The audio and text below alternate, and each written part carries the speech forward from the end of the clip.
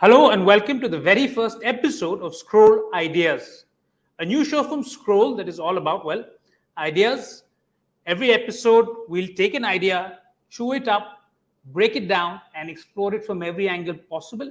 It could be anything: politics, history, art, finance, food, or drink. It's a break from Indian news TV, which, let's be honest, is quite crazy nowadays and is there's not a lot of information on it, and there's more WWE at times. Scroll Ideas is a safe space for nerds who'd like to sink their teeth into topics of public importance. And you'll be doing this with me, your host, Shoaib and For our very first episode, I'd like to welcome Anirudh Kanisetti, who's a history researcher and he's a writer based out of the beautiful city of Hyderabad. He currently works at the Museum of Art and Photography, and he's also the author of a fantastic new book called The Lords of the Deccan, a new history of early medieval India. He's also a podcaster. He has two superb podcasts that you should check out after you listen to this. It's called Echoes of India and Yuddha. And he's also a meme lord and an aspiring meme lord, but he doesn't like to boast about it too much. So that's Anirudh for you. Anirudh, where did you get the idea of writing Lords of the Decade? Shob, first of all, thank you so much for having me. It's really exciting to be here on your inaugural episode. And the second that you said that this is a safe space for nerds, my ears kind of perked up because I am an ultra nerd, and I'm very much looking forward to our conversation today. So, in terms of how the idea for the book got started, back when I first started working in I think 2016 or so, I went to this beautiful old bookstore in Bangalore called Bookworm. And I asked them if they had any books about the Chalukyas or Rashtrakutas because I figured, I've come to Karnataka for the first time. I want to learn more about Karnataka's history. And to my surprise, they had absolutely nothing. That kind of like set off a little bit of a curiosity. So I did a lot more reading by myself over the subsequent years. In the meantime, I got started with my podcast and so on. And at some point, Manu Pillai asked me to help him out with a draft of Rebel Sultans, which kind of like planted the idea into my head that maybe there is potential to write about the Chalukyas and Rashtrakutas. And Manu very generously connected me to his publishers, and I made a pitch.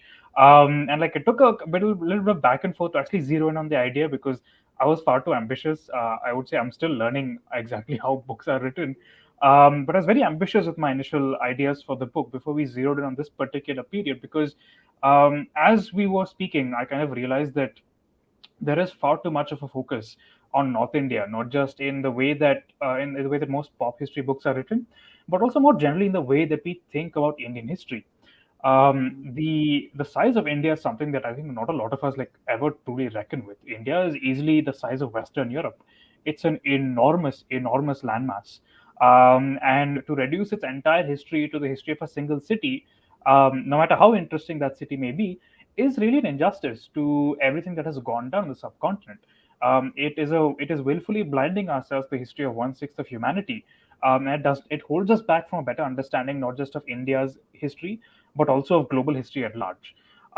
So to me, especially writing about the early medieval period from 600 to 1100, which again is a period that very few of us really know about, and to try and bring that to life in a vibrant, colorful, morally complex, and also critical way, while also kind of moving away our focus from Delhi towards these larger regional landmasses, was really the goal with Lords of the Deccan. Yeah, I mean, what you said really strikes a chord. I grew up in Calcutta, and I think we only did the history of Bengal when somebody came from Delhi to invade us. So that's when we entered the scene, and that was our like 2 minutes Yeah, drama pitch, and I'm and willing to say then the same for probably most parts of India as well, right? We only right, learn about our history when we're being invaded by Delhi, and that's about it. right. So yeah, otherwise we were like that kid in the Christmas play who only got like 2 minutes as a tree or something like that. So, um, but look, like this is like I think a frequent complaint. It's sort of raised again and again. That there's this incredible Delhi focus in Indian history. Is it to do with our modern politics is based out of Delhi? Is it as simple as that? We want to see an India just as it was today, as it was in say 700 AD? I think that's definitely a really big part of it. One downside, I think, of the way that India's national identity is constructed is that, as much as we say, unity and diversity, blah blah blah, it's been reduced practically to a slogan because we don't really bother with actually learning what that diversity truly means. And if we were to do more of that, it is both challenging intellectually. It is to an extent a little uncomfortable also to realize just how diverse India is. But to me, at least, I think that learning about that diversity has made me all the more impressed and in awe of how India continues to work the way it does. I think that the kind of discomfort that we might have politically, intellectually, with thinking about India in such terms has kind of held us back a little bit from exploring the diversity of the country.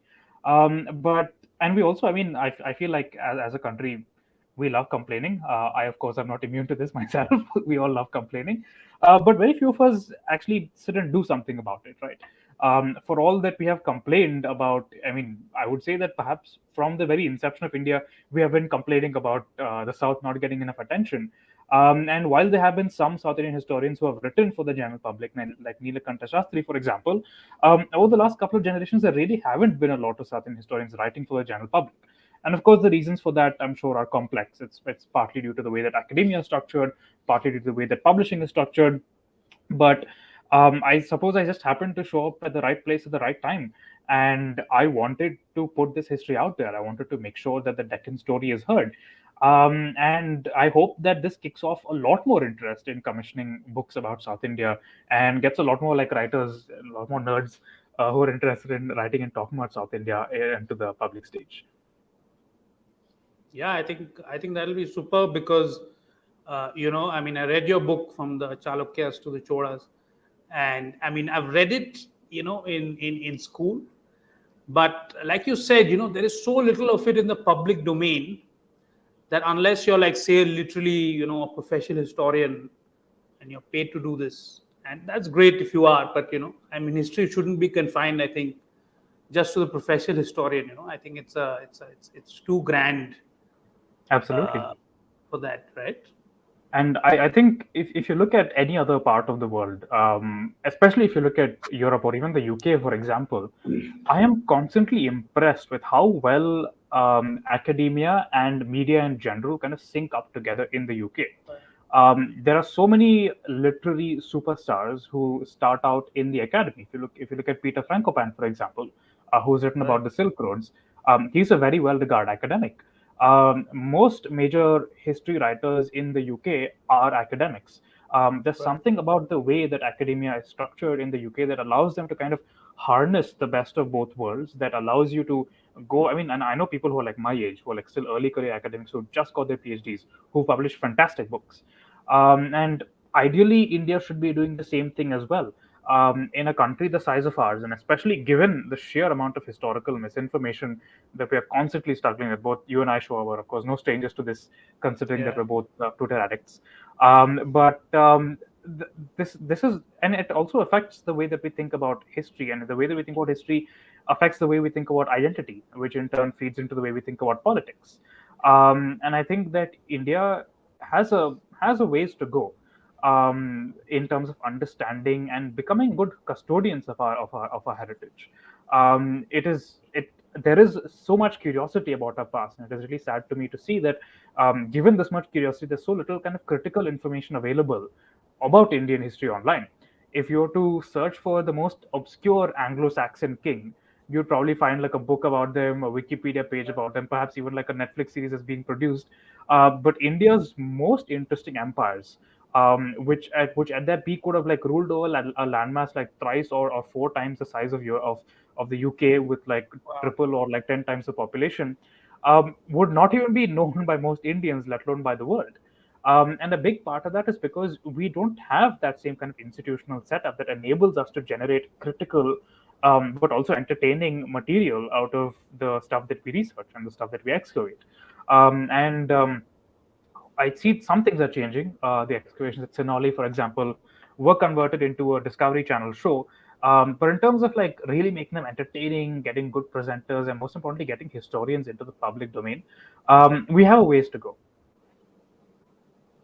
Yeah, I mean, I guess most Anglo-Saxon kings wouldn't even make it to the feudatory level of Chalukya. Yeah, exactly.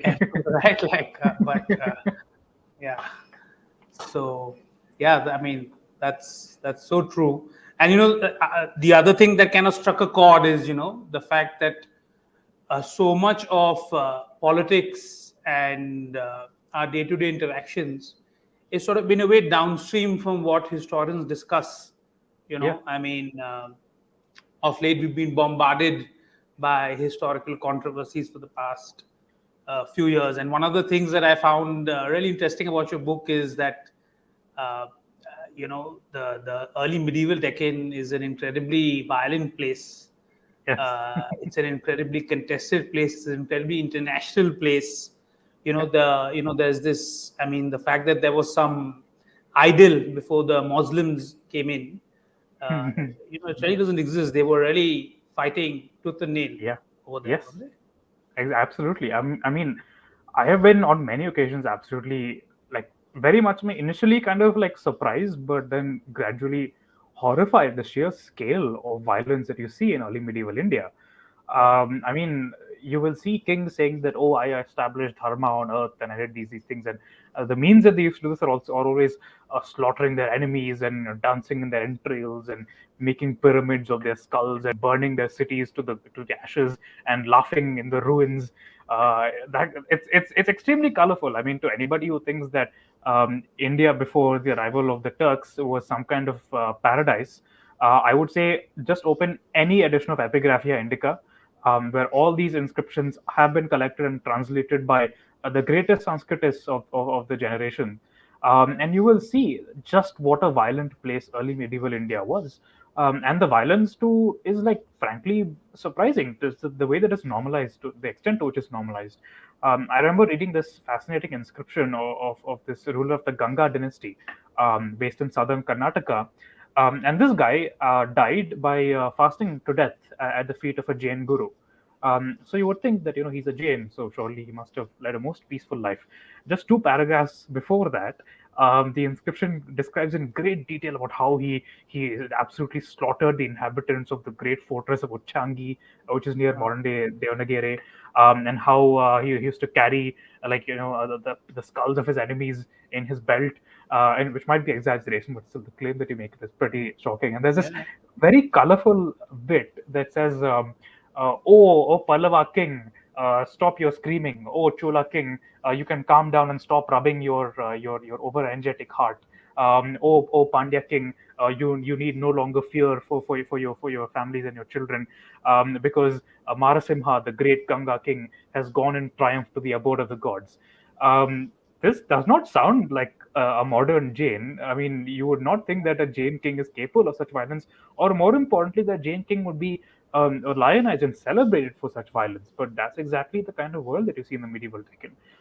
For nearly 500 years, if you had looked up the most powerful Jains in the Indian subcontinent, or really what the average elite Jain would have looked like, it would not have been a merchant in Gujarat or Rajasthan sponsoring beautiful, intricate marble temples. It would have been a medieval Deccan king with oiled mustaches and a nice hair bun with decorated with flowers, with rippling muscles, sitting on an elephant, probably polishing his spear and getting ready to lance the next fool who challenges his authority. The medieval Deccan is a world of like, I mean, and this to me at least is really what draws me to history, is that the reality of history is far more incredible than anything than we can imagine. Um, we are so definitive in a lot of the claims that we make about history today, that such and such people were evil, such and such people were great, such and such people are glorious. This king made this language great, that king made that language great. But the reality of history is that just like the present day, it is a profoundly messy place. And just yeah, as our present frustrates us and challenges us, so too should history, because history is made by the same kind of people, the same capacity for greatness and the same capacity for evil and darkness and horrors and messed up things as we are. And a history that just comforts us and comforts all of our biases is no history at all.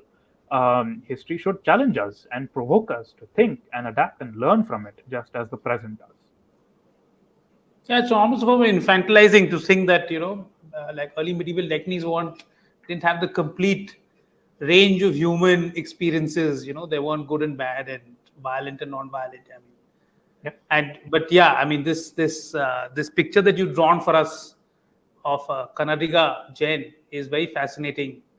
Anirudh, please tell us more. What was Jainism like in the early medieval Deccan, in early medieval Tamilakam? Like what was it, what was Jainism like? How was it connected to kingship, So and it's how did it difficult for us interface with to. Hinduism? Yeah. Yeah, so that's a great question, and I think especially that last point you made, Joe, what its interactions with Hinduism is very crucial. Because today, given that we live in a nationalist world, we live in an India that has been profoundly shaped by these very simplistic European ideas of nationalism and identity that's tied to language and tied to religion. That Europe itself has kind of like moved past while we are very much stuck in that kind of colonial hangover. I think it's very important for us to realize that religions in medieval India are far more complex, and religious identity, especially, was far more complex than it is today. It's a time of very fluid religiosity, when all these various religious cults and sects and schools are learning from each other and competing pretty ruthlessly to secure royal patronage. And kings themselves are no fools. They very clearly understand that particular religions can be more or less politically expedient to them, and therefore, like very selectively and very judiciously, kind of like spread their patronage, which on the one hand might be a result of a deliberate policy of tolerance, but to me Mhm. also like smacks of realpolitik. We tend to, once again, as you said, infantilize medieval Indian rulers by thinking that their motivations could only have been religious. Like they only want to build a temple or whatever to show that they love the gods and teach a lesson to future generations that they must Right. pray to the gods and be devout and all that nonsense that is often peddled. But the reality of it is that medieval rulers are like modern rulers, politicians at the end of the day. Right. They are using the resources of the state to build things that are going to be of benefit to them. When they build a temple or when they patronize a monastery, it's because they expect that there will be returns. When you see, for example, a king establishing a Brahmin village, and setting up free food for X number of Brahmins, determining that all the peasants must now give all their produce to the Brahmins or whatever. He's not doing this just because he thinks that religion is fantastic, but rather because he knows that Brahmins are going to be useful to his administration, or who, and we have many instances of Brahmins founding lineages of generals that are quite close to kings, and of course these generals are as violent as any other medieval aristocrat is. It's quite a surprise compared to the way that we generally think of like a religion, and very often you will see that because the patronage of a king can be so gravely sought after, that all these religious communities learn and adapt aspects from each other. So, for example, medieval Deccani Jains had a lot of things that we associate mostly with Hinduism today. So, for example, they would have these little bronze idols that they would bathe with, various fluids, with scented water, with milk, and so on. They would have these religious processions. They would go around the idols of the Tirthankaras. Right. They would have like a cosmos of Tirthankaras, a cosmos of various astrological deities. You even have this fascinating goddess whose name I just simply cannot get over. It's Jwala Malini, the goddess who wears a fire garland, Mm. and they're worshipping her with like rites that we would think of as Hindu, but they do think of themselves as a very distinct religious community. And you also have, for example, Buddhists at the time, who, while they are not as much of a force in southern India, continue to be the dominant force in eastern India, in Bihar and in Bengal, and who continue to interact with Southeast Asia, who continue to interact with Tibet and with China, and who again are innovating in Tantra. In fact, there's a lot of really fascinating research showing that even though today Tantra is associated mostly with Hinduism, and it's mostly associated with a rather what we think of as a scandalous aspect of Hinduism, particularly Right. in terms of sex, in terms of eating meat, in terms of performing all these sacrifices that the Victorians were rather freaked out by and who've kind of transmitted their views to us. In medieval India, a lot of these things were just like par for the course. It is just a matter of it's a normal thing to sacrifice an animal to your god. It's a normal thing to believe in mandalas and the repetition of these, various powerful mantras and so on to accrue benefits for the state. You see medieval Shaivas in the Deccan doing this. In fact, the reason why Shaivism becomes one of the royal religions par excellence is because they're able to offer these very sophisticated religious services to kings. Kings believe that Shaiva priests are able to guarantee victory, are able to guarantee military power, and similarly in Bengal, kings believe that Buddhists are able to guarantee this. So there's all these like ritual sciences that are being developed and that are being kind of borrowed between various religious traditions, and you are seeing the movement of human capital across vast distances. We know of like 12th century Tamil Shaiva agamas that were composed by Kashmiris who had migrated all the way down to Tamilakam. So really think about the sheer scale of the information networks that we're talking about, and the value of the human capital that is being brought at such a great distance, such great expense, to accrue what kings would have thought of as very real benefits for their states. So the religious picture of early medieval India is a very complex one. It's a very fluid one, frankly. It's one that's, like I said, far more fascinating and vast than we can imagine today. And you know what happens? Like, I mean, again, in your book, you describe Shaivism as this incredible religious force that sort of first takes a hold of Tamilakam and then moves upwards to what is maybe now modern day Karnataka, the Hmm. Deccan. And maybe, of course, and now in the modern day we don't see. I mean, Jainism is a distinct religion, but of course you're saying that it's a modern Hinduism has absorbed bits of Jainism and sort of is like an amalgam. What happens? Why is Shaivism? Why is the worship of Shiv such an incredibly powerful force in South India? How is it connected? Like, is it connected, for example, to bands of Brahmins who are coming in from the north? How is the political economy, if I could put it that way, of Shaivism playing out? That's a fantastic question. So there's a little bit of nuance, sure, to what I was saying a little earlier. So it's Right, not necessarily that Hinduism is adopting things from Jainism, but rather that all the major religious sects are adopting a shared set of ritual practices, right, and right, by competing with each other, end up with very similar things. It's almost like looking at the way startups do things today, right? right, Somebody gets the idea that to set up a delivery startup, now every startup is just delivering everything else, right? right, It seems to be something about the nature of innovation that also applies in the religious sphere, that a lot of these ideas begin to be adopted, and this happens through Indian religious history. So up till the early modern period, just as Hindus believe in various Shaktis, who are like the female counterparts of gods, Jains also have the same thing. They also have the equivalent. They have like like Jain goddesses. And similarly, of course, you have the Shakti cults, and so who become their own kind of independent powerhouse in northern India. But that's a whole other tangent. The basic point is that there seems to be this kind of undercurrent of shared religious practices that are constantly being adopted and like kind of reshaped by Indian religions. And of course, we see that to the present day with the way that, for example, if you look at the festival of Pirla Pandaga in Telangana, it's basically a Telugu version of Muharram, where you'll see Hindus mourning the death of Imam Ali's grandsons. And this is something that is something that's it seems totally surprising to us, but would not have been as surprising to people living in the medieval period because it is commonplace for communities to be borrowing religious practices. To this day in Tamil Nadu, you will see people, offering, turmeric laced threads to Mother Mary, and like offering sacrifices to, I think, Saint Anthony. They sacrifice a goat and then they make curry out of it and feed it to everyone. It's just so fascinating once you look beyond these very simplistic notions of what Indian religions are to see just how much they borrow from each other in practice and just how much they Indianize in that sense. But going back to the question of Shaivism, that's a very interesting question. I think to an extent, yes, it is connected to the migration of Brahmins from initially from North India, but also within South India. So you see, for example, and one example I actually talk about in the book is when the Chalukyas established a Kedet branch in Lata, which is in southern Gujarat. They actually bring Brahmins from Karnataka to legitimize them, not from wow, northern India, right? Because Karnataka wow, has kind of emerged by then into a great Shaiva center of its own.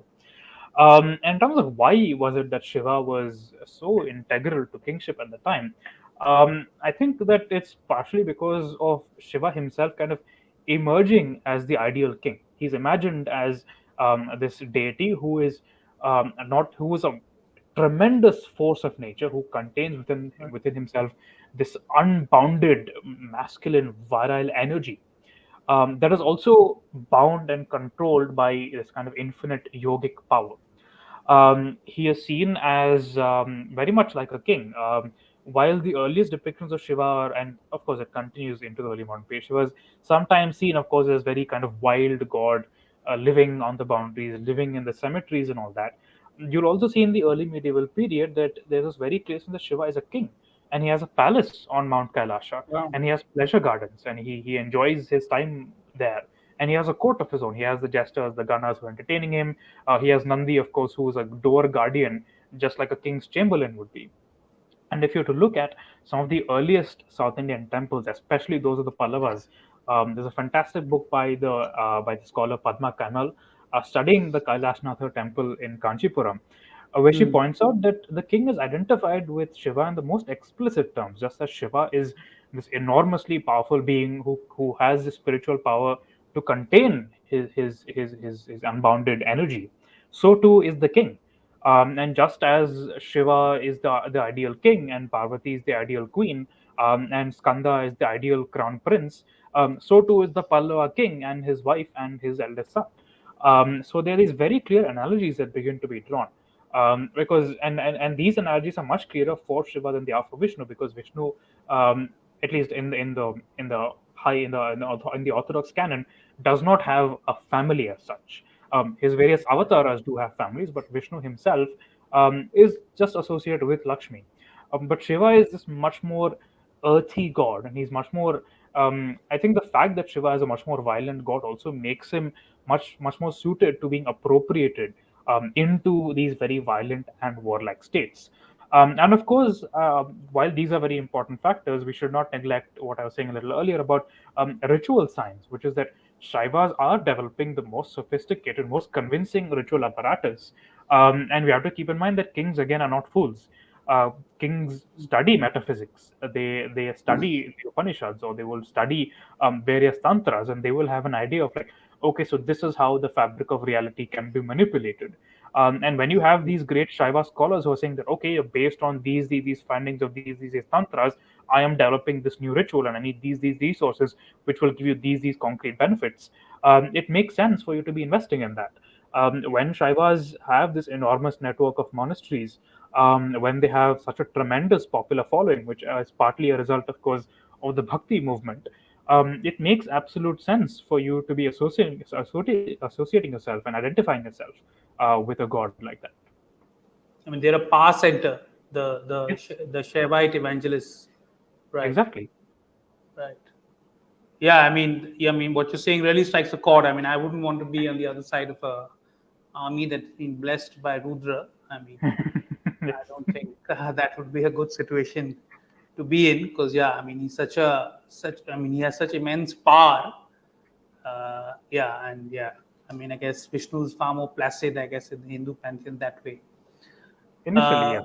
So there are times Initially, when, yeah, yeah, again, so okay, this is of course a bit of a tangent, so I'll only like briefly comment on that, but that's that fine. does We're all change. about tangents. Go for it. Yeah, that does, because if you look Uh, at, for example, after the 14th 15th century, right, when you begin to see these more kind of bureaucratized states beginning to emerge, especially in northern India, that are not as amenable to these wild Shaiva masters going around preaching and supposedly, I mean, one fundamental belief of many tantric versions of Shaivism is that that the tantric practitioner actually becomes like a miniature Shiva in of himself. He can become immortal. And right, one very interesting aspect really that kind of like in South India especially is almost a continuation of the older kind of megalithic ancestor cults. Is that very often the lingas that are set up for after a king dies are believed to contain the energy of the king as a manifestation of Shiva. So, right, if you were to go to the Brihadishwara temple in Tanjore, for example, and you look at this enormous, I think it's almost a 11-foot tall granite linga over there, It's called the Raja Rajeshwara Linga to an extent. Yes, he is the lord of Raja Raja Chola, the personal patron deity of Raja Raja, and thus perhaps the Chola state by extension. But he is also Raja Raja Chola that you're worshipping.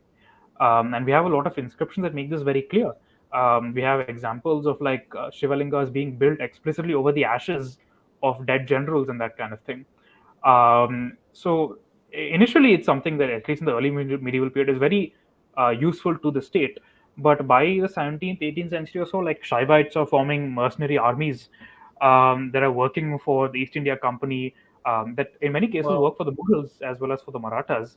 And that's when the state begins to realize that, okay, you know what, maybe the Vaishnavas are better for us anyway, because by that point of time, Vaishnavas are much more like friendly towards the state apparatus. They are not as interested in mercenary activities. They're not interested in kind of activities beyond the pale of the state.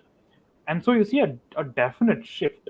It's not just the British, but also Indian rulers, especially Rajput rulers, that begin to like move en masse to patronizing Krishna. And Krishna, like to this day, is one of the dominant deities of northern India, partially as a result of that need to kind of rein in these wilder religious elements, both in the pre-colonial and post-colonial states. And of course, in terms of how Rama is kind of constructed today, and how different that is from medieval Rama worship. I think that's something all of us are familiar with, and probably not worth getting into a tangent at this point of time. Right. And like I'm very curious. So how does Jainism peter out almost to the point? I guess. I mean, I know there are a few Tamil, I think Jains, Hmm.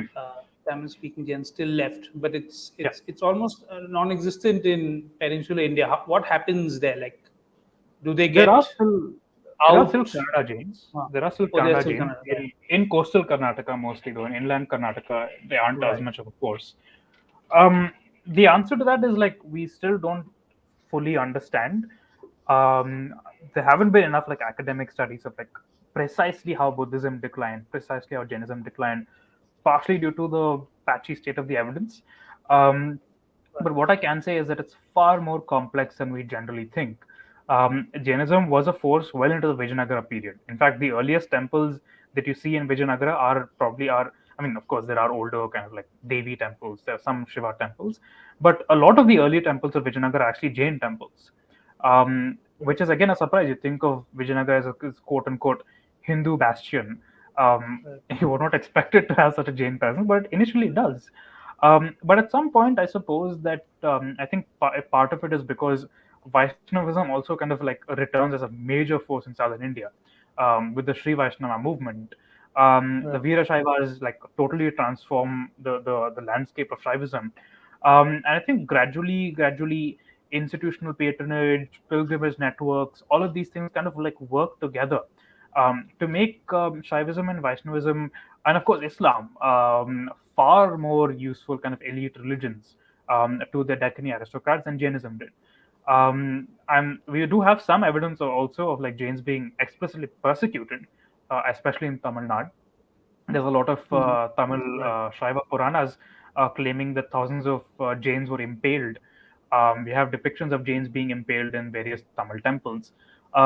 Persecution may have been part of it, but my hunch, at least, is that it's more to do with like changing networks of patronage, the utility of these religious cults to the ruling structures of the medieval Deccan. So we don't have a definitive answer, but that at least is what I think probably happened. Yeah, no, it's incredibly fascinating. Hmm. I remember reading that Mandu itself, under the Mandu Sultans, was quite a center for Jainism. Yeah. Very often they would act as bankers to the sultans, uh, Yes. amongst other activities. Yeah, of Right. course. I mean, Jains were a major like commercial force, like continue to be a major commercial force in northern and western India. I think. Right. I mean, I don't know anywhere near as much about Delhi history as you do, Shoaib, but I think that one of the first, I think the earliest temple that Shah Jahan um, grants permission to be constructed in Shah Jahanabad is a Jain temple, Right. or something on those lines. So I think Jains it's called the continue to be. Urdu Temple. Urdu there being like the city Yeah, rather than the yeah. language. Right, right, I think that's what I've heard as well. But Jains continue to be a very major force in northern India. But yeah, it is definitely something that's worth studying as to what happens to right. them in southern India. Yeah, one of the really amazing things about Jain temples in Delhi is they are just drop dead gorgeous from the inside. I mean, Yeah. I know you're coming to Delhi, and of course now we're dying of a heat wave. But when it's it's a bit more hospitable, I would really recommend that you go check them out. They're one of the most, and they're sort of not that kind of well known because I guess they Hmm. still have a primary religious function for Hmm. Jains in Delhi. So they aren't really a tourist monument like kind of the Red Fort and all this, but it just I've been stunned every time I've been inside one. Hmm. Definitely. When the one of the again in parallel with how religions are going through flux, and there's this fascinating interplay between popular and imperial. I also find, for example, when the Vatapi Chalukyas set up their empire, which is what, sixth, 7th century, Yeah, 6th century. 6th century. They have a skillful use of Sanskrit in how Hmm. they just the way, for example, they're using initially Vishnu as a symbol of imperial power. Hmm. They're also, I think, using Sanskrit as the symbol of high imperial power, although they're ruling over a population that is at least initially almost exclusively Kannada speaking, Hmm. right? Yeah. What's the dynamic like? Sanskrit had like a what was it like? I mean, English to us, like what was the dynamic? That That's actually a fantastic analogy. It is exactly like English is to us. English is now in India. It is the marker of you having made it. Right, Being able to speak fluent English is not only a status symbol but also connects you to these enormous kind of like global intellectual and cultural worlds. And that was exactly the same with Sanskrit. Um, Being able to like read, write, and speak, and most importantly, compose a poetry in Sanskrit right, immediately connected you to this vast cultural world that initially was, of course, centered in northern India, but gradually spread to include not just all of peninsular India, but also South India and many parts of Southeast Asia as well. right, You would obviously want to connect yourself to such a vast world. You would obviously want to portray yourself as participating in such a vast world because it right, automatically elevates you from your subjects. No longer are you, the grandson of such and such a village chieftain who has happened to get some goons together and force people to pay him taxes so he can build a fort. right, You are suddenly this great scholar who knows people and like can invite people from like various parts of this enormous subcontinent to come and serve you. Mhm. You can legitimize yourself and present yourself and really rewrite your family history and elevate yourself and legitimize yourself in ways that you simply could not do with Canada, at least initially. Though, of course, that changes because by the ninth century, of course, with and of course the I think the precise dynamics are worth further study, but one possible route that I suggest in my book is that with the local Kannada aristocracy becoming more and more important to the Rashtrakuta state, the Rashtrakuta state begins to develop and patronize Kannada as a new sophisticated language of power. To a great extent, actually adopts the aesthetics of the Sanskrit world and kind of localizes them to make Kannada also this language of power. To me, it's very interesting, and once again, like it's been portrayed very often as the birth of Kannada. Kannada poetry started in the ninth century because of the Rashtrakuta emperor who wrote this great grammar.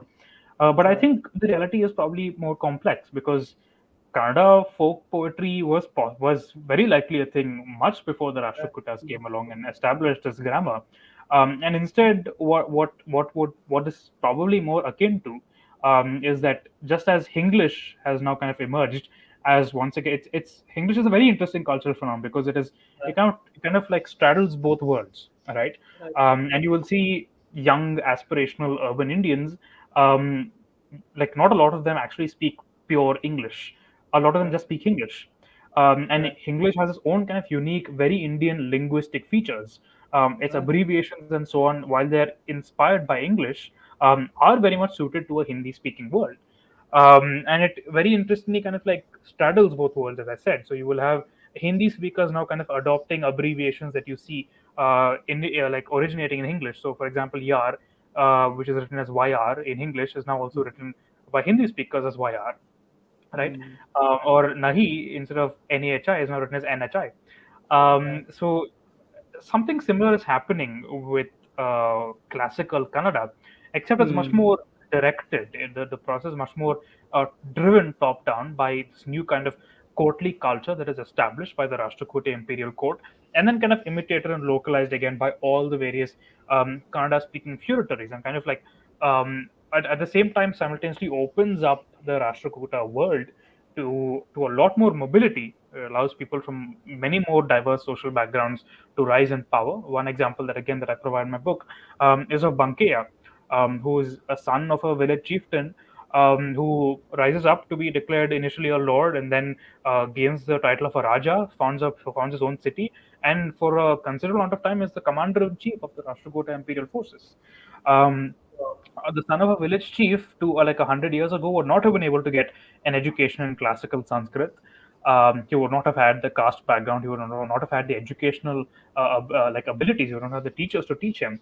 But learning classical, this new kind of aestheticized Kannada becomes much more of a possibility.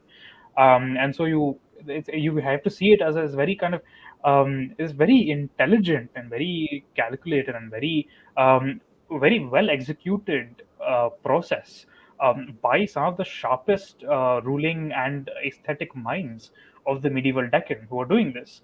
And it is a process that would be imitated in various forms across southern India. I talk about how Telugu also began to be classicized by a very similar kind of like movement, again, kind of top down, these elites kind of adopting Sanskrit grammar and then again Teluguifying it. And like you really have to think this is actually one of the most profound cultural movements of the medieval world. The reason why many South Indian languages have this sophisticated courtly poetic tradition is because of this very specific policy that the Rashtrakutas enacted, which then went on to have this enormous life of its own and influence so many cosmopolitan cultures in the centuries after. And you can see very clearly through this example that South India has its own historical dynamics. South India has its own processes through vernacular languages become classicized and aestheticized. But how many of us actually know this?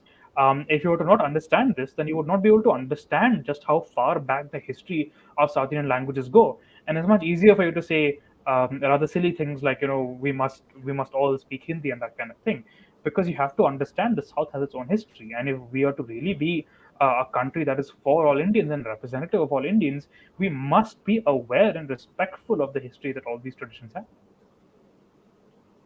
Right. I mean, when the Rashtrakutas were, I guess, creating a formal Kannada, I think there was nothing what we would call Hindi right now, Yeah, at least in any formal sense. I mean, I guess it sort of exactly. existed as a spoken tongue, but yeah, yeah, exactly. No, I don't think it No, did. I mean, Hindi, as yeah, we know it, is very much a result of the establishment of these polities in Delhi, and right, then it evolves from the interaction of like existing like Prakrits and Aparbramshas with these new influences that are coming in from Persia and right, so on. Right? So classical Kannada is older than Hindi is, very much, yeah, yet Kannadigas are expected to speak Hindi exclusively. I mean, that actually yeah. brings out the absurdity of it like quite well. Absurd. I mean, there've been in Bollywood the last 5 years. There've been a few sort of films glorifying the Marathas, Yeah, yeah, and usually the villain there is some unlucky Mughal chap. of course. But but I always find it ironic because, like, I guess since the Mughals were based in Delhi, they would actually be able to watch these pictures if they were alive today, Yeah, and the and Marathas would have a Marathi hard would be time to like, understand. What what is is this? which language is this? Like, why aren't Yeah, these movies in Marathi? yeah, and So so I'm pretty sure that even or especially if a Rajput were to see a lot of those movies, they'd be like, "How dare they speak of the emperor in this way? How dare they insult the Pasha and pretend that he is such a fool? Pasha, such a great man, you are insulting our patron." It's it is it is truly amazing. I mean, this actually brings up another pet peeve I have. I mean, there was this series that came out recently called Empire, right, which is ostensibly about the Mughals. And I Right. found it like very amusing how the Lodhis and the Sayyids were kind of portrayed. Is that they're all wearing black robes for some reason? They're riding African elephants, and like there's a bit of an, I mean, as much as like Mughal history is oversimplified and they are like pointlessly villainized despite how Indian they are. I mean, Jahangir is half Rajput, Shahjahan is three-fourths Rajput. I mean, these guys act and talk like North Indians, and all their best friends are Rajput princes, right? But like I mean, we, when I see a photo of Bahadur Shah Zafar, I mean, he could be he a looks guy like from he looks like any Saharanpur. uncle from old. Yeah, exactly. That's exactly what they look like. Could be Chumman Mia. Like, I mean, there's Yes, right. exactly, Yeah. exactly. And the weird thing is that in, I think we've gone a little. I mean, because the way that Mughals kind of dominate our understanding of like what Indian Muslims were like, we also Right. forget about just how diverse the experience like Indian Muslims has been. Yeah. And like even if you were to look at just Delhi alone, if you look at the Lodhis, you look at the Sayyids, you will see that these guys are all like hiring Brahmins. These guys are all, some of them are even like doing administration in the Sanskrit language. There's this fascinating 15th century Sanskrit text. I don't recall its name, but it's like a collection of lessons for like young aristocrats who want to like get into the service of a royal court, and it gives a whole bunch of examples of like great kings. uh, Among them are of course the king Vikramaditya and so on, but also surprisingly enough to me, Muhammad Ghori and Alauddin Khilji, Right. Sanskrit text being upheld as like models of like ideal kingship, right? Right. And of course, there are like various like Sanskrit inscriptions in Delhi itself, like talking about how Balban, the Lord Vishnu can rest at peace now that Balban is ruling the earth Right. on his behalf, and all these things. Um, and like there's such complex histories, and of course, the Deccan has a link to all of these as well. If you were to look at the Adil Shahis of Bijapur, Right. you will see that they are incorporating aspects of like Chalukya architecture into the palaces. They're taking The Chalukya Kalyani inscriptions. Chalukyas. Yeah, Kalyana Chalukyas. They're putting Yeah. inscriptions of Kalyana Chalukyas on their gateways. Right. Brahmins who are employed by Bijapur are putting these up on the walls. And in some cases, there's a very interesting example that I provide that was actually studied by Professors Richard Eaton and Philip Wagner, called the Aravattu Khambada Mosque in Oh, Bankapura, which was incidentally established by the same Bangkaya I was telling you about earlier. This local Kannada lad who like becomes like a Rashtrakuta wow. aristocrat. And the Aravattu Kambada Mosque, it was originally a temple. And the way that we talk about like temples being converted into mosques is always, oh, it was a horrible and traumatic thing and blah blah blah blah blah. Hmm. But if you look at the way the Aravattu Kambada Mosque works, is that they've kept the structure of the temple exactly as it was initially. All there was like added a couple of entrances on the sides, and it's very similar to how the Ottomans take the Church of Saint Sophia in Right. Constantinople, and they literally all they do is just remove the altar and they put a mihrab there, and now it's a mosque. That's it. Mosque. And they continue to call themselves Kaiser. There's a famous inscription by Right. Suleiman the Magnificent where it says, in Cairo I'm the Sultan, in Baghdad I'm the Caliph, and in Constantinople I am the Kaiser. And it's the same thing with the Adil Shahis. They see themselves very much as successors of the Chalukyas.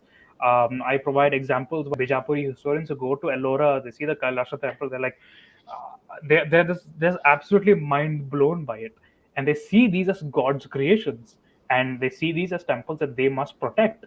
And they are not afraid to criticize sultans when sultans do things like destroying temples for whatever reasons.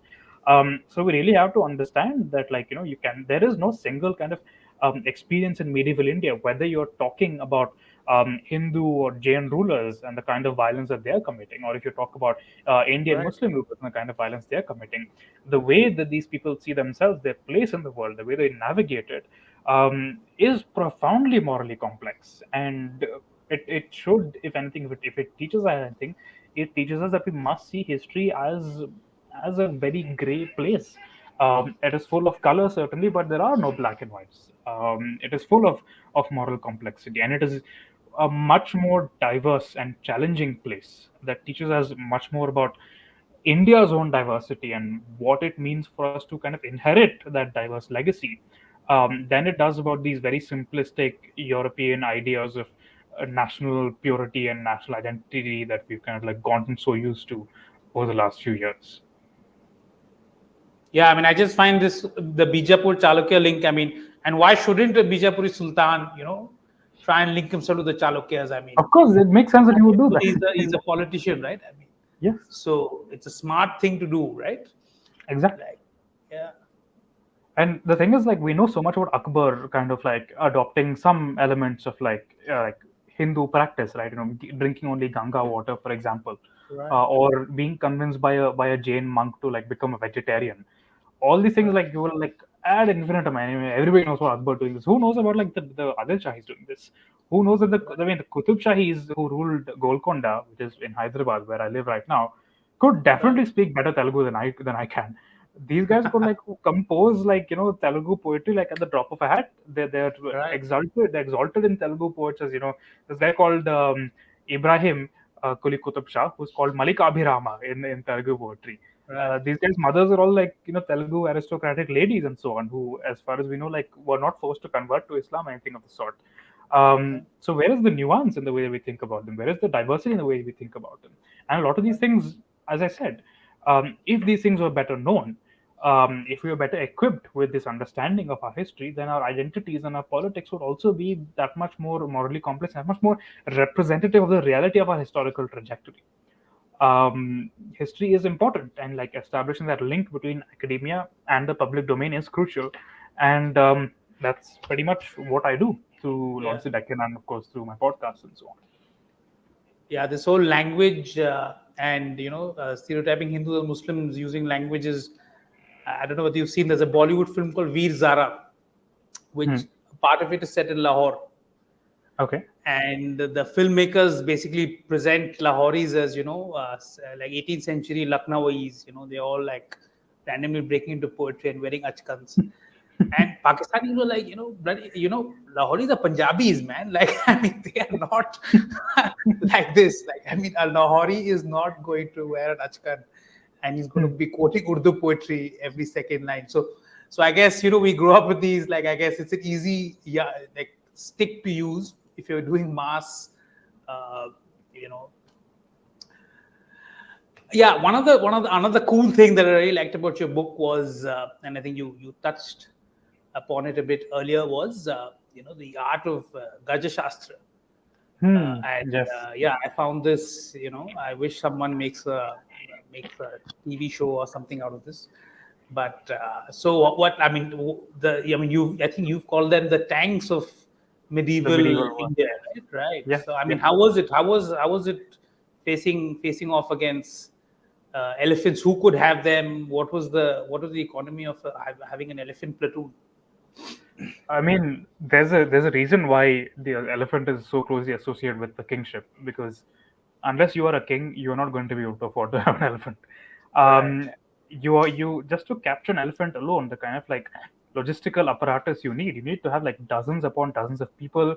You have to have folks who are like trained not only in capturing the elephant, but also once it's captured, training it so it's useful to you, and then caring for it, like as a veterinarian. And to me, at least, some of the most fascinating things about the Gaja Shastra come from like just how sophisticated the understanding of like elephant anatomy and like how to treat elephants was. There's a very fascinating text called the Matanga Leela of Nilakantha, Right. where the author actually says that the captured elephant, remembering how he used to frolic in like open forests and sport with female elephants in deep pools, after he is captured, stands still in the town. His tail does not move, his head is drooped, and he gradually starves himself to death and dies. Which is so profound, to actually see this understanding that an elephant is a sentient being, and that it has its own kind of emotional world, and this is a strange kind of empathy also for it, which I think is also like tied to the way the elephants were seen more broadly. The elephants are the battle mates of the king. The king is able to deliver and wreak such violence upon his enemies by virtue of the elephants that he has. And the elephant, in many ways, is treated like a medieval aristocrat. They are woken up to the sound of classical music. Right. They are each male war elephant has a harem of female elephants. He's bathed in scented water. He's garlanded. He's paraded. He's given titles based on how many other elephants he's killed. These are all things that medieval Indian aristocrats did for themselves. I mean, his And I life think is better than 99% of the people in his kingdom. absolutely, Right. absolutely. I mean, Uh, aside from the fact that in battle he has a pretty miserable time of it. miserable. He's given all these really messed up drugs and alcohol. He is Oh, tripping out of his mind, and he's driven to move by this Ankusha, the elephant goad, right. dug into his temporal glands, which is very painful. Like you literally you will have them stab it into parts of the elephant's most sensitive areas in Oh, order my to God. move it and like guide it to move in this direction, look in this direction.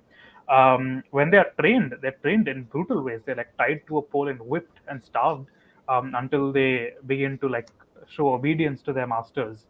And like it is brutal. And then of course you asked what it would have been like to face one of them in battle. I would not want to face a war elephant. I would not want to Mhm. see a war elephant.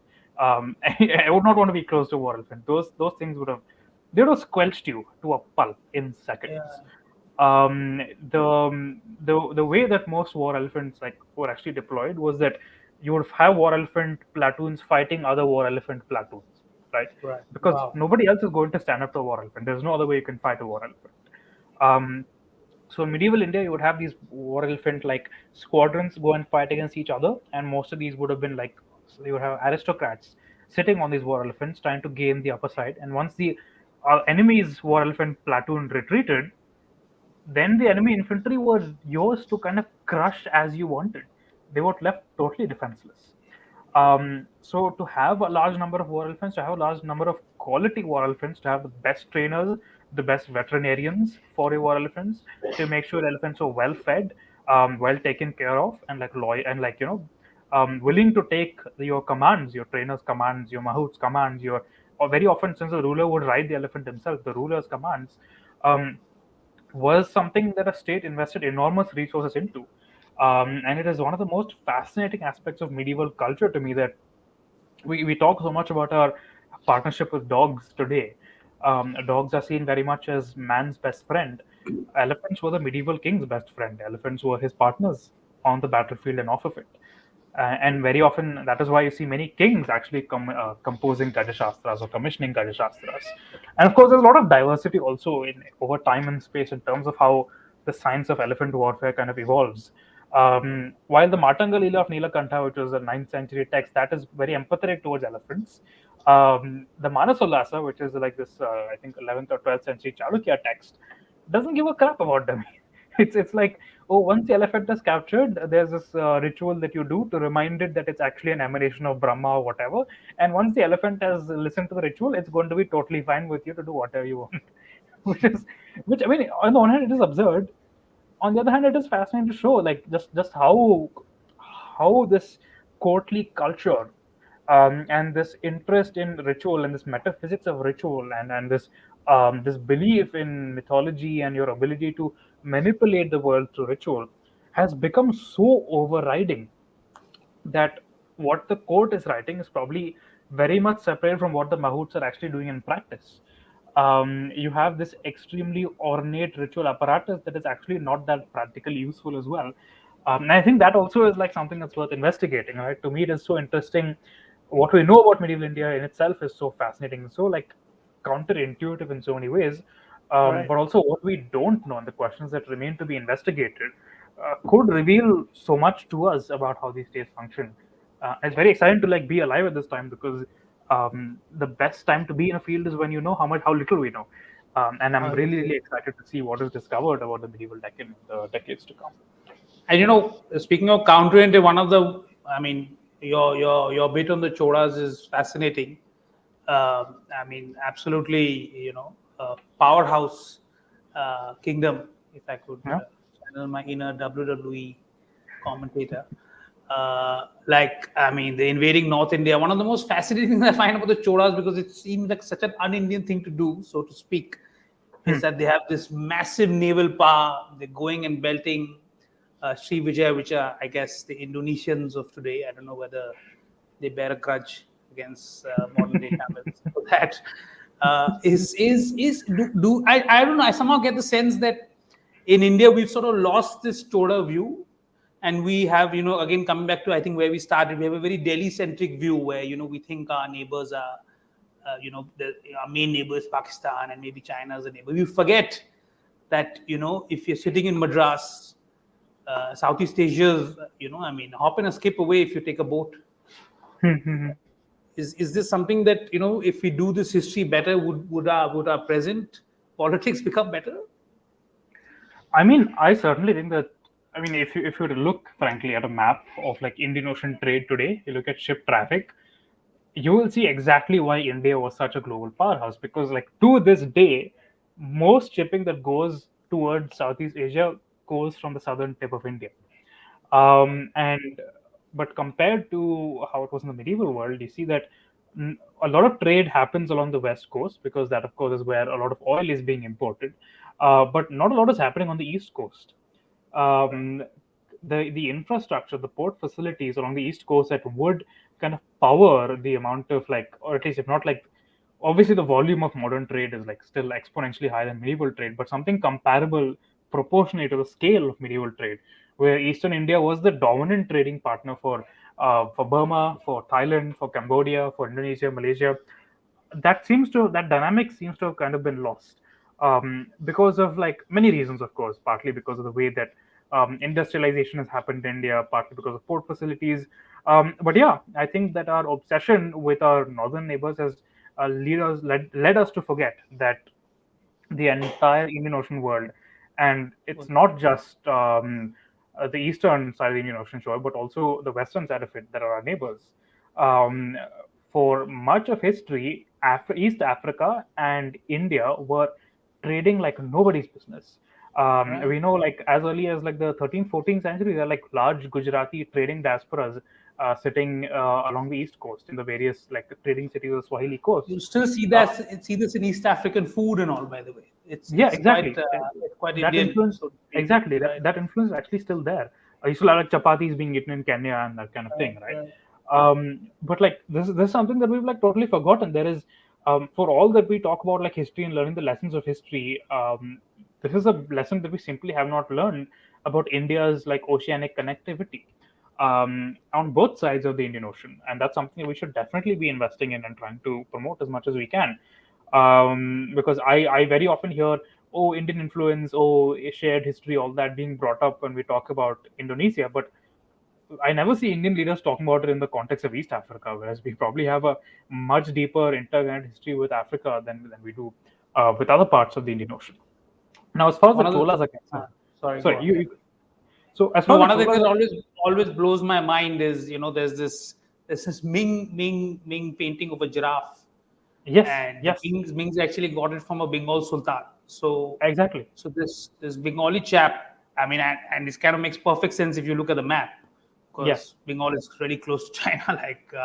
So this guy is, he really wants to keep this Ming emperor happy. So he gets a hmm, giraffe from East Africa, and he immediately ships it off. We got to keep the big mag. Ming emperor is a big man yeah. for this Bengal ruler. So I mean, it's kind of fascinating sitting in Bengal today. I think we've lost that thinking that, I mean, in a way, this guy was more globalized 700 years back, in a way, like at least to his east, Yeah, than we are, right? yeah. I mean, I there's actually a lot that can be said about that. I mean, as much as we talk about the Northwest being a great crossroads of Indian history, which it is, there's no denying that, with the Right. movements of peoples and so on, all the way back to the ancient period.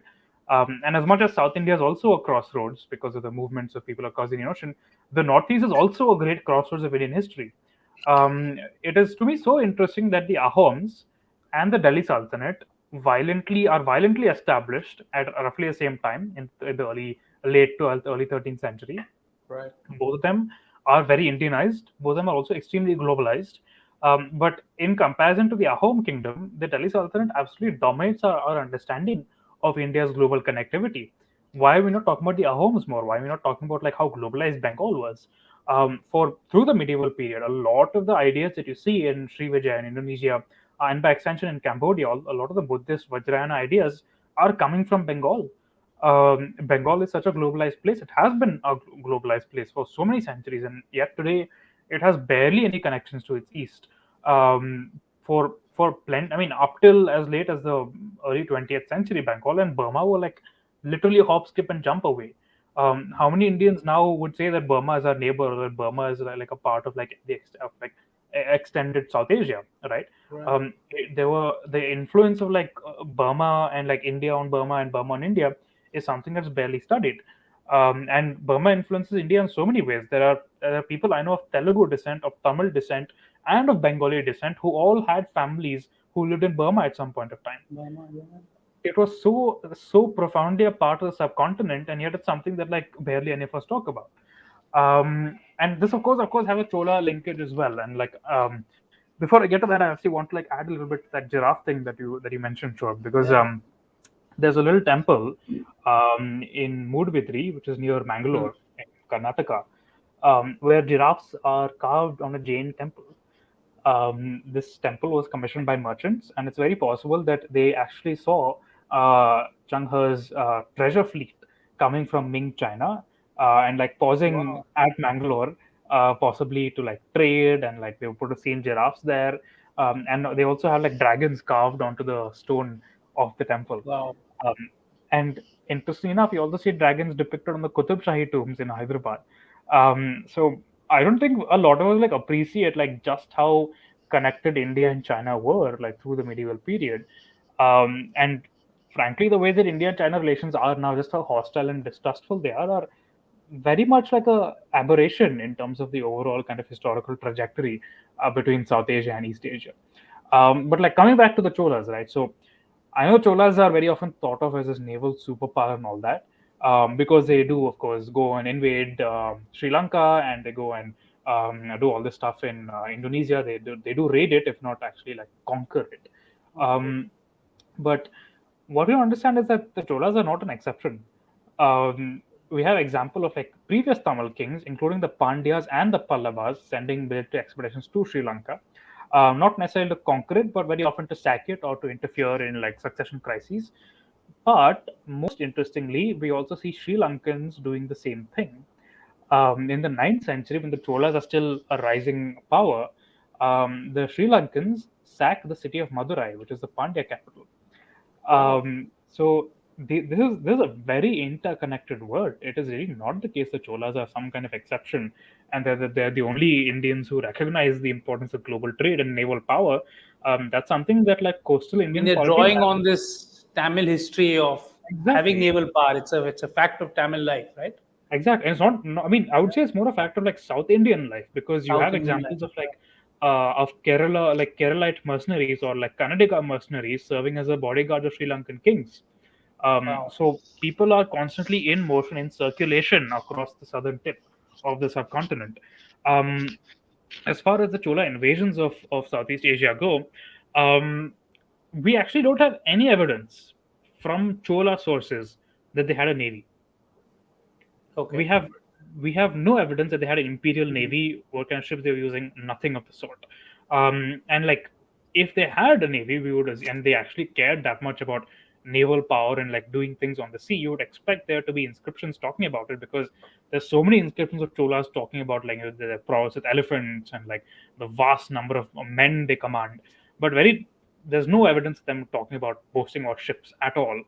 I that either that's like the biggest kind of like a freak erasure of the evidence in all of Indian history, or the Cholas didn't have a navy because they didn't need a navy, because the Tamil merchants had navies, which the Cholas were able to appropriate. And I Right. think that's actually a far more reasonable explanation, because immediately after the Cholas do their thing in Srivijaya, you suddenly start seeing Tamil merchants being much more prominent in the region. They're commissioning temples, they're making endowments. Suddenly they start appearing in China. There's a Tamil diaspora in the city of Quanzhou. They actually build a Shiva temple in the 13th century. And like, I write about all this in my column actually. So like, if anybody's interested, look it up. It's called Thinking Medieval, and like I talked about all this there.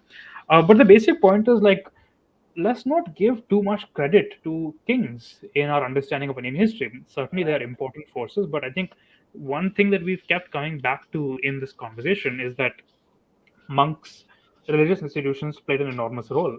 And so too did merchants. We haven't talked about them as much as we should, but it's very Mhm. important to understand that India's history has always been diverse and multi-centric. many different power centers have shaped on India as it is today. And if you want to understand India better, let's look a little beyond kings, let's look a little beyond religion, and let's look at these much more vast and fascinating and like unimaginably interesting dynamics. Linkages. Yeah, I mean, yeah, there's almost nothing, I think, at least in the non-academic sphere, about how merchants shaped India. And it would be just fascinating to read, right? I mean, for example, the horse trade was absolutely critical Yes. to upholding the Deccan. So clearly, being a horse trader was, I don't know, being a McKinsey consultant of today or something, right? You know what? Yes. I would say follow my future books because there will be more stuff at the public domain. Great. Thank you so much, Anirudh. This was an absolutely fascinating. We've crossed an hour chatting, discussing. Anirudh's book again is Lords of the Decade. I would highly recommend you check it out. If you've enjoyed this discussion, if you've benefited from the discussion, I would also urge you to go and contribute to the Scroll Reporting Fund. That's scroll.in/contribute. That's scroll.in/contribute, so that we can continue to do what we do. Thank you so much for being on Scroll Ideas, Anurag. My Have a pleasure. good Thank day. you for having me.